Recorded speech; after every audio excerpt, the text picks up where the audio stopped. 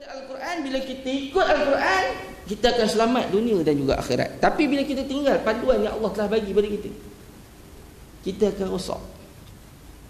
Rosak serosak-rosaknya. Bukan sahaja rosak di dunia, tetapi akan rosak juga di akhirat nanti. Itu ilmu yang kedua. Ilmu yang ketiga wajib kita belajar bagi setiap individu Muslim adalah ilmu akhlak ataupun ilmu tasawuf. Ini selalu kita dengar. Apa itu ilmu akhlak? Ilmu untuk kita memperbaiki hati kita ni, daripada sifat kejahatan, daripada perasaan-perasaan yang tidak baik, hasad, dengki, sombong dan sebagainya, untuk dikalih, diubah kepada sifat-sifat yang baik, ikhlas dan sebagainya. Macam sebagai contoh, tadi kita dah kenal Allah Ta'ala dalam ilmu akidah. Nak dekatkan diri, nak antara kewajipan yang Allah turunkan pada kita, laksanakan solat. Kita belajar bab solat, macam mana nak sempurnakan solat. Rukun-rukun kita semua dah tahu. Belajar satu bab ilmu lagi, bab hati. Macam mana ibadah solat kita ni Allah nak terima pula. Kualiti ibadah solat kita tu. Macam mana nak khusyuk dalam solat kita tu. Banyak orang yang semayang, Nabi SAW sabda, maksudnya ramai orang yang beribadah, tetapi mereka ni jahil. Ramai yang semayang tapi jahil. Dia tak tahu. Orang kata macam mana kaedah nak jaga hati dia supaya hati dia ni ikhlas melakukan sesuatu perkara yang baik. Dalam ilmu akhlak ni kita akan belajar. Dan kita cek balik, selama kita hidup di muka bumi ni, ada tak ketiga-tiga ilmu ni kita belajar? Ilmu akidah, ilmu kita mengenal Allah Ta'ala, ilmu fiqh berkaitan hukum hakam, dan juga ilmu akhlak ni kita belajar ke tidak? Dan apabila pada hari ini Allah dah bukakan jalan kepada kita sebagai orang Islam, menjadi kewajipan untuk kita mencari ketiga-tiga ilmu ni.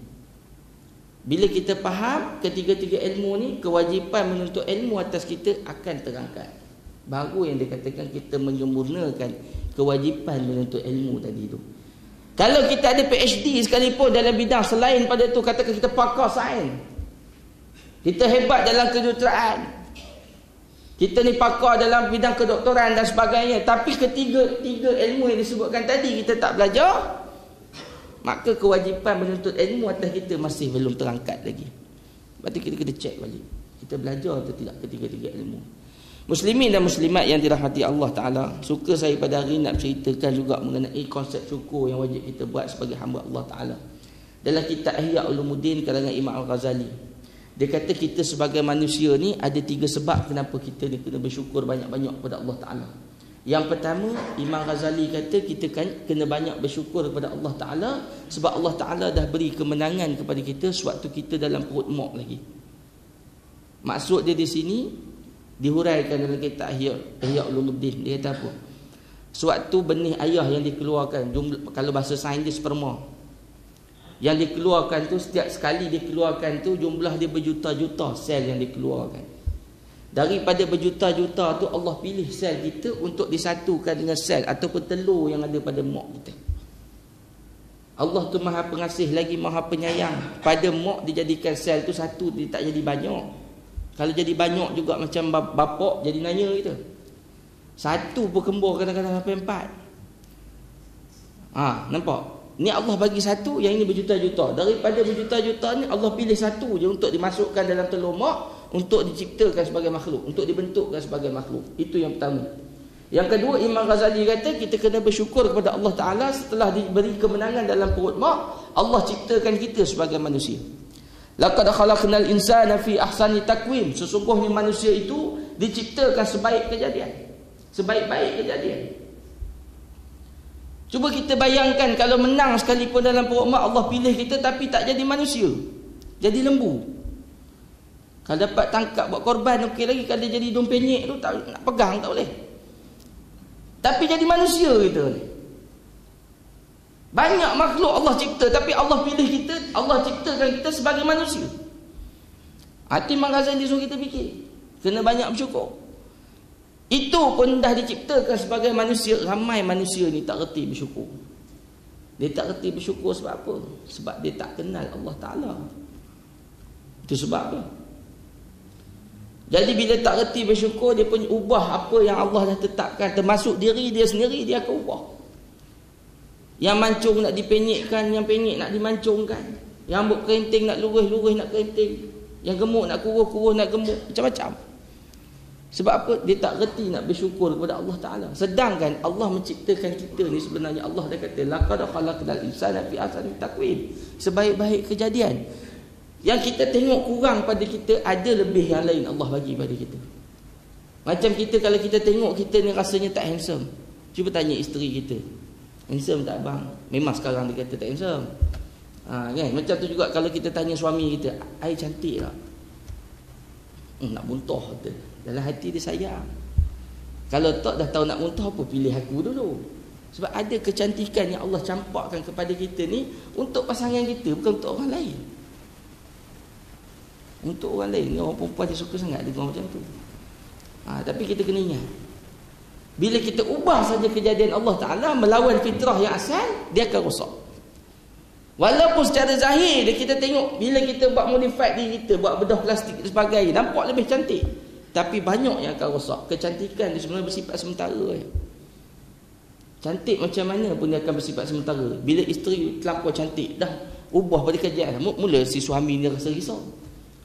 Cuba kita bayangkan kalau isteri kita ni semua orang tengok cantik. Tak, saya yakin hidup kita tak senang. Semua lalu je orang ngorat ini kita. Suami kita lalu orang ngorat suami kita. Oi, tak senang kita. Tapi Allah ciptakan kecantikan tu pada tempat dia. Kalau orang nak kata kita ni tak cantik, tak apa. Itu pandangan dia. Tapi yang penting yang cantik biarlah akhlak kita, hati kita. Itu yang penting, bukan rupa parah kita. Tapi bila kita melawan fitrah, melawan kehendak Allah Ta'ala, kita ubah yang Allah telah tetapkan, dia akan rosak. Terutama dia akan merosakkan hati kita. Fi qulubihim maradun fazadahumullahu marada. Allah kata orang yang ada penyakit hati ni, bila dia dah sakit, dia buat perubahan, akan tambah lagi sakit hati dia. Dia tak nampak kebenaran. Dia takkan nampak kebenaran. Ini yang kita risau. Yang ketiga, Imam Ghazali kata kita kena banyak bersyukur kepada Allah Ta'ala setelah diberikan kemenangan dalam perut, setelah diciptakan sebagai kita ni sebagai manusia. Allah memberikan kepada kita nikmat yang paling besar, iaitu nikmat iman dan Islam. Nikmat yang tidak boleh dijual beli, nikmat yang tak boleh kita nak dapat macam tu saja, yang hanya Allah bagi pada hamba dia yang tertentu saja.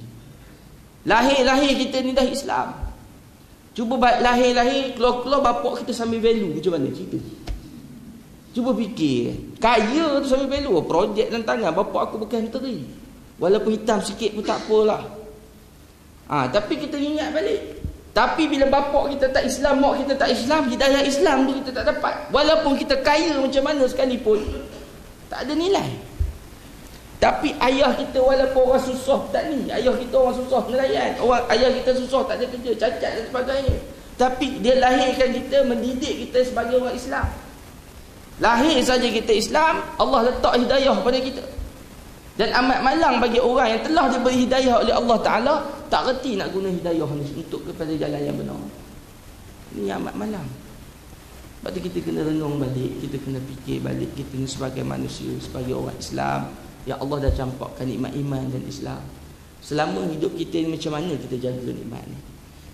Cuba kita renung balik. Kalau kita lahir-lahir bukan Islam tadi, nikmat ni kita tak ada. Sudah pasti malam ni kita tak ada kat sini. Sudah pasti malam ni tahu apa jadi pada kita, kita tak tahu.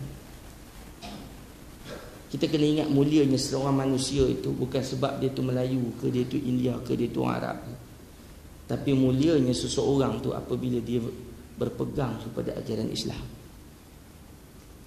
Kita jangan nak kecoh nak jaga perjuangan Melayu dan sebagainya. Benda ni orang kata benda yang sia-sia.